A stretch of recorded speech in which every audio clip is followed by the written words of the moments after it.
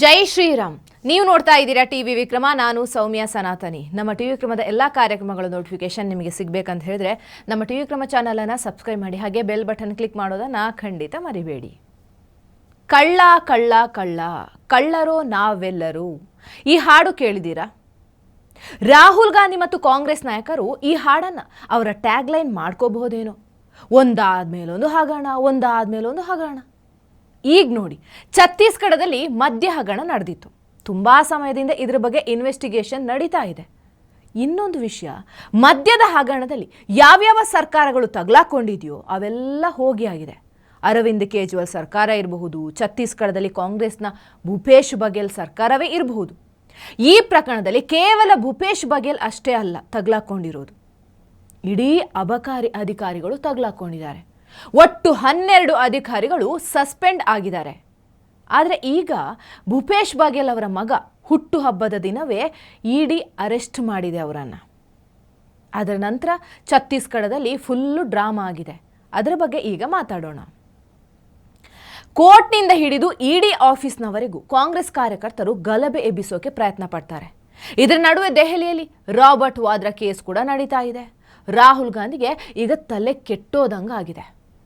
ದೇಶ ಸಂವಿಧಾನದಿಂದ ನಡೆಯುತ್ತೆ ಅಂತ ಕೈಯಲ್ಲಿ ಸಂವಿಧಾನದ ಪುಸ್ತಕ ಹಿಡಿದು ಮಾತಾಡೋ ಇವರು ಬುಡಕ್ಕೆ ಬಂದಾಗ ಗಾಬರಿಯಾಗದೆ ಇನ್ನೇನಾಗತ್ತೆ ಹೇಳಿ? ಭೂಪೇಶ್ ಬಘೇಲ್ ಛತ್ತೀಸ್ಗಢದ ಸಿಎಂ ಆದಷ್ಟು ಸಮಯ ಗಾಂಧಿ ಪರಿವಾರಕ್ಕೆ ಒಂತರಹ ಒಳ್ಳೆಯ ATM ಆಗಿದ್ರು. ಎಲ್ಲೇ ಚುನಾವಣೆ ಆದರೂ ಕೂಡ ಇವರು ದಾನಿಗಳಾಗ್ತಾ ಇದ್ರು ಕಾಂಗ್ರೆಸ್ ಪಾರ್ಟಿಗೆ. ಒಬ್ಬ ಮುಖ್ಯಮಂತ್ರಿ ಅಷ್ಟೊಂದು ದೊಡ್ಡ ಪ್ರಮಾಣದಲ್ಲಿ ಫಂಡ್ ಕೊಡ್ತಾ ಇದ್ರು ಅಂದರೆ ಏನೋ ಒಂದು ಹಗರಣ ಆಗಿರಲೇಬೇಕಲ್ವಾ? ಇಲ್ಲಾಂದರೆ ಇಷ್ಟೊಂದು ದುಡ್ಡು ಹೇಗೆ ಬರುತ್ತೆ? ಕಾಂಗ್ರೆಸ್ನಲ್ಲಿ ಇನ್ನೊಂದು ವಿಶೇಷ ಇದೆ. ಇವರು ಒಬ್ಬರೇ ಎಲ್ಲೂ ಹಗರಣಗಳನ್ನು ಮಾಡೋದಿಲ್ಲ. ಕುಟುಂಬ ಸಮೇತರಾಗಿ ಹಗರಣವನ್ನು ಮಾಡ್ತಾರೆ. ಕಳ್ಳತನ ಮಾಡೋದು, ಆಮೇಲೆ ಎಮೋಷ್ನಲ್ ಬ್ಲ್ಯಾಕ್ ಮೇಲ್ ಬೇರೆ ಮಾಡೋದು. ಈಗ ಇಲ್ಲೇ ನೋಡಿ, ಭೂಪೇಶ್ ಬಘೇಲ್ ಒಂದು ಟ್ವೀಟ್ ಮಾಡಿದ್ದಾರೆ. ಮೋದಿ ಮತ್ತು ಅಮಿತ್ ಶಾ ನೀಡಿದ ಹುಟ್ಟುಹಬ್ಬದ ಕೊಡುಗೆಯನ್ನು ಪ್ರಜಾಪ್ರಭುತ್ವದಲ್ಲಿ ಯಾರು ನೀಡೋದಕ್ಕೆ ಸಾಧ್ಯ ಇಲ್ಲ. ನನ್ನ ಮಗ ಚೈತನ್ಯ ಬಘೇಲ್ ಹುಟ್ಟುಹಬ್ಬದ ದಿನ ನನ್ನ ಮಗ ಮತ್ತು ಇಬ್ಬರು ನಾಯಕರು, ನನ್ನ ಸಲಹೆಗಾರ ಮತ್ತು ಇಬ್ಬರ ಮನೆಗೆ ಇಡಿಯನ್ನು ಕಳಿಸಿದ್ದಾರೆ. ನನ್ನ ಮಗ ಚೈತನ್ಯನ ಹುಟ್ಟುಹಬ್ಬದ ದಿನವೇ ನನ್ನ ಮನೆ ಮೇಲೆ ಇಡಿ ದಾಳಿ ಮಾಡಿದೆ. ಈ ಉಡುಗೊರೆಗೆ ಧನ್ಯವಾದ. ನಾನು ಸಾಯುವವರೆಗೂ ಇದನ್ನು ಮರೆಯೋದಿಲ್ಲ ಅಂತ ಟ್ವೀಟ್ ಮಾಡಿದ್ದಾರೆ. ನೋಡಿ, ಇವರು ಹಗರಣ ಮಾಡಿ ಇಡಿ ದಾಳಿ ಮಾಡಿದರೆ ಅದಕ್ಕೂ ಮೋದಿಜಿಯೇ ಕಾರಣ. ಅಷ್ಟಕ್ಕೂ ಏನಿದು ಹಗರಣ ನೋಡೋಣ.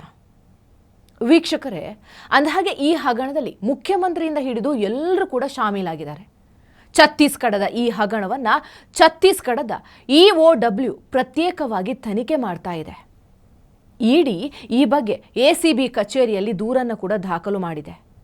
ಆಗಿನ ಭೂಪೇಶ್ ಬಘೇಲ್ ಸರ್ಕಾರದಲ್ಲಿ ಅಬಕಾರಿ ಸಚಿವ ಖವಾಸಿ ಲಖ್ಮಾ, IAS ಅನಿಲ್ ತುತೇಜಾ, ಅಬಕಾರಿ ಇಲಾಖೆಯ MD AP ತ್ರಿಪಾಠಿ, ಉದ್ಯಮಿ ಅನ್ವರ್ ದೇಬರ್ ಹಾಗೂ ಅರವಿಂದ್ ಸಿಂಗ್ ಒಟ್ಟಾಗಿ ಒಂದು ಸಿಂಡಿಕೇಟ್ ರಚಿಸಿದ್ರು ಅನ್ನೋದು ಇಡಿ ತನಿಖೆಯಲ್ಲಿ ಬಯಲಾಗಿದೆ. ಕೆಲವು ಉದ್ಯಮಿಗಳಿಗೆ ಲಾಭ ಮಾಡಿಕೊಡೋದಕ್ಕೆ ಅಂತ ಇವರು ಅಬಕಾರಿ ನೀತಿಯನ್ನೇ ಬದಲಾಯಿಸಿದ್ರು. ಇದರ ಜೊತೆ ಮದ್ಯದ ಬಾಟಲಿ ಮೇಲೆ ನಕಲಿ ಹಾಲೋಗ್ರಾಮ್ ಅಂಟಿಸುವ ಮೂಲಕ ಕೋಟ್ಯಾಂತರ ರೂಪಾಯಿಯನ್ನು ವಂಚಿಸಲಾಯಿತು. ಇದಕ್ಕಾಗಿ ಈ ಸಿಂಡಿಕೇಟ್ ಕೋಟ್ಯಾಂತರ ರೂಪಾಯಿ ಹಣವನ್ನು ಕಮಿಷನ್ ಆಗಿ ತೆಗೆದುಕೊಳ್ಳುತ್ತೆ. ಈ ಪ್ರಕರಣದಲ್ಲಿ ಆಗಿನ ಅಬಕಾರಿ ಸಚಿವ ಖವಾಸಿ ಲಖ್ಮಾ, IAS ಅನಿಲ್ ತುತೇಜಾ, ಉದ್ಯಮಿ ಅನ್ವರ್ ದೇಬಾರ್ ಹಾಗೆ ಅನಿಲ್ ಸಿಂಗ್ ಸೇರಿ ಇನ್ನೂ ಹಲವು ಅಧಿಕಾರಿಗಳು ಜೈಲು ಪಾಲಾಗಿದ್ದಾರೆ. ಸರ್ಕಾರಿ ಮದ್ಯದ ಬಾಟಲಿಯ ಮೇಲೆ ನಕಲಿ ಹಾಲೋಗ್ರಾಮ್ ಅಂಟಿಸಿ ಹೆಚ್ಚಿನ ಲಾಭ ಮಾಡ್ಕೊಡ್ತಾ ಇದ್ರು. ಅಂದರೆ ವಿತೌಟ್ ಟ್ಯಾಕ್ಸ್ ಮದ್ಯ ಮಾರಾಟ ಇವರೆಲ್ಲ ಮಾಡ್ತಾ ಇದ್ರು. ಮೊದಲು ಅಂದಾಜು 2100 ಕೋಟಿ ಹಗರಣ ಅಂತ ಹೇಳಲಾಗ್ತಾ ಇತ್ತು. ಆದರೆ ಈಗ ಇದು 3200 ಕೋಟಿ ಹಗರಣ ಆಗಿದೆ. ಈಗ ಭೂಪೇಶ್ ಬಘೇಲ್ ಇಡಿ ತಮ್ಮ ಮಾಲೀಕ ಅಂದರೆ ಮೋದಿಯವರನ್ನು ಖುಷಿ ಪಡಿಸೋದಕ್ಕೆ ಬಂದಿದ್ದಾರೆ ಅಂತ ಹೇಳ್ತಾರೆ. ಇವರು ಅಮಾಯಕ ಜನರನ್ನ ಹೇಗೆ ಯಾಮಾರಿಸ್ತಾರೆ ನೋಡಿ. BJP ಗೆದ್ದಾಗ ಅದಕ್ಕೆ EVM ಕಾರಣ, ಚುನಾವಣಾ ಆಯೋಗ BJP ಜೊತೆ ಮ್ಯಾಚ್ ಫಿಕ್ಸಿಂಗ್ ಮಾಡ್ಕೊಂಡಿದೆ ಅಂತ ಹೇಳ್ತಾರೆ. ಇಲ್ಲ, ಹಿಂದೂಗಳನ್ನು ಒಡೆದು ವೋಟ್ ಬ್ಯಾಂಕ್ ಮಾಡ್ಕೊಳ್ತಾರೆ.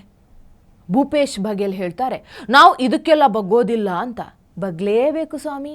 ಎಂಥೆಂಥವರನ್ನೋ ಈ ದೇಶದ ಕಾನೂನು ಬಗ್ಗಿಸಿದೆ. ನೀವು ಯಾವ ಲೆಕ್ಕ ಹೇಳಿ? ಟಿವಿ ವಿಕ್ರಮ, ದೇಶ ನಿಮ್ಮ ಕೈಯಲ್ಲಿ. ಈ ಕಾರ್ಯಕ್ರಮ ನಿಮಗೆ ಇಷ್ಟ ಆಗಿದ್ದಲ್ಲಿ ಲೈಕ್, ಶೇರ್ ಹಾಗೂ ಕಮೆಂಟ್ ಮಾಡಿ. ಟಿವಿ ವಿಕ್ರಮದ ಕಾರ್ಯಕ್ರಮಗಳನ್ನು ನಿರಂತರವಾಗಿ ವೀಕ್ಷಿಸಲು ಸಬ್ಸ್ಕ್ರೈಬ್ ಮಾಡಿ ಬೆಲ್ ಐಕನ್ ಒತ್ತಿ.